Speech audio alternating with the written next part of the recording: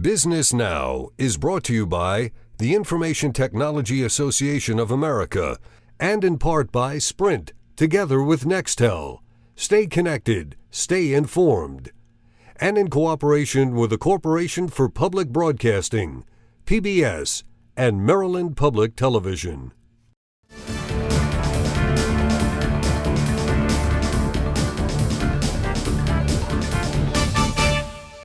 In this first Business Now episode for 2008, we've got a retrospective on 2007 with exciting updates on two of those businesses. By any measure, they were extremely successful in 2007 and already are off to a strong start in 2008.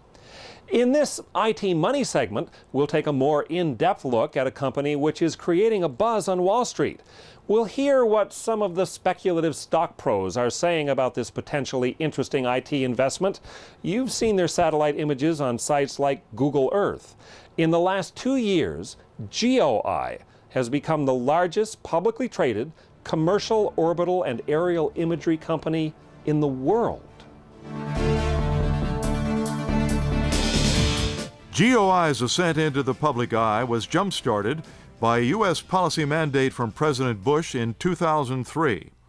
It required the government to rely, to the maximum extent possible, on the commercial sensing industry, companies like GeoEye. The mandate included fulfilling imagery and geospatial needs for the military, intelligence, foreign policy, homeland security, and civil users. Starting in mid-2007, Google Earth helped create awareness among the public and on Wall Street of companies like GeoEye. Hold on to your seats. Increasingly, governments are outsourcing the work instead of launching their own satellites. Plus, the commercial use of satellite imagery is on the upswing. Just look at Google Earth. Cool site, right? Microsoft Virtual Earth, never as cool as anything Google does. The demand for this stuff from insurance, from forestry companies, you don't often hear these two mentioned in the same breath. While all this is happening, GeoEye is part of a virtual duopoly. We love those, oh mad money. A duopoly in satellite imagery, that's no real competition. And the other one, Digital Globe. Digital Globe is in public. This is the only publicly traded pure play on satellite imagery. Mole on that. How about I throw in a catalyst? If everything goes according to plan, I think this $22 stock could double. Double. Since this coverage in July 2007, a series of contract wins, more institutional investments, and coverage by industry analysts pushed GeoEye stock up 40%. It's currently hovering around $34 a share.